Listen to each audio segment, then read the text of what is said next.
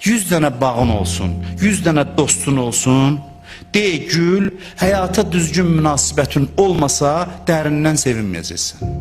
Razısınız? Bunu mən demirəm, həyatda təcrübə eləyə bilərsiniz. Hərdən adam gülməkdən də yorula bilir, oturur, qəlbi qaralır çox da olanda. Həyat eşqin olmasa, həyat özü şirin olmasa, 100 dənə də bağ səni sevindirməyəcək. Amma qəlbinin şadlığı olarsa, bağ olmasa da şadsan. Bunu da deyim. Yenə də arzumu dedim ki, Allah bağ qismət eləsin, əleyhinə deyiləm. Gör ki, mənim əleyhim olmağımdan qərarlar dəyişir. Amma bağ da olsun, pul da olsun, hər şey olsun, olsun olar.